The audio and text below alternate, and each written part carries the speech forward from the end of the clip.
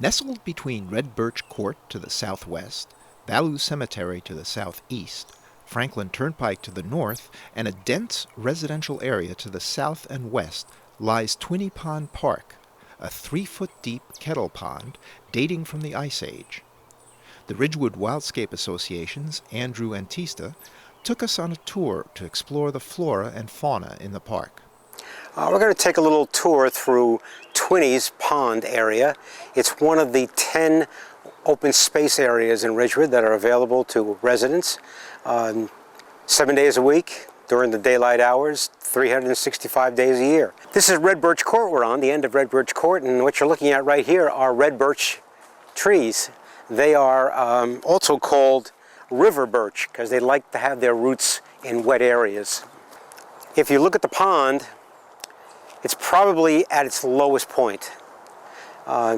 Even though we've had all this rain, it has not been days and days and days of sustained rain. There's no snow runoff this year, so the pond is at a very low state. This is predominantly a maple forest.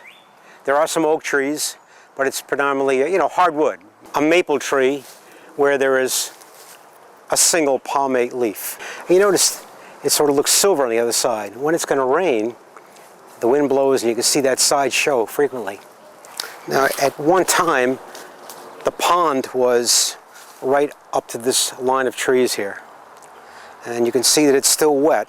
Now, what happens, a kettle pond, and that's what this is called, is formed, like you would think, a kettle. And the runoff water from around the area is higher, and the land is higher, and the water runs off into the pond. However, when you have dry spells, much of the water gets either evaporated or into the soil and never finds its way back into the water again. It's not a problem to leave logs on the ground like this because they become habitat to all kinds of animals. Bacterias, and here's a worm in here. You'll find little salamanders in there occasionally if you're lucky to see them. But what happens eventually is that these insects, these animals, will eventually break down the wood and it'll become brittle and wet and eventually become soil. That tall plant right there and the one right here is what I call false bamboo. It has a hollow stem. Again, a very prolific grower. You find it generally in wet areas also. Here's the other place where the water comes into the pond. It comes off the street that's right up there behind us.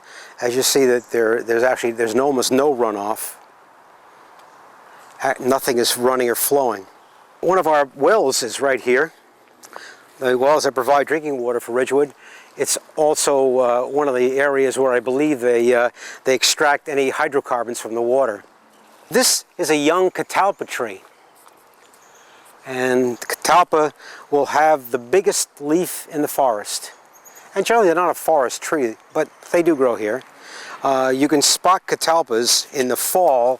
They have long cigar-shaped brown seed pods hanging from them. And this plant will definitely have them, in a few months.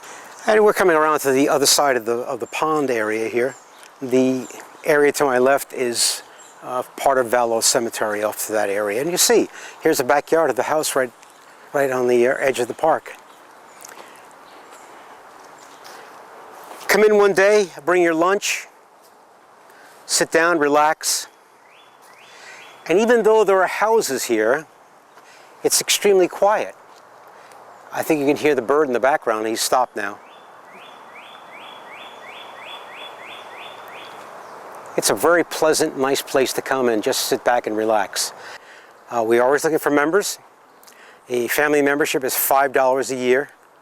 Very, very reasonable. The money goes towards maintaining and trying to make sure that these parks, these lovely areas in our town, open spaces, remain open spaces forever for the next generation of young people who live in Ridgewood.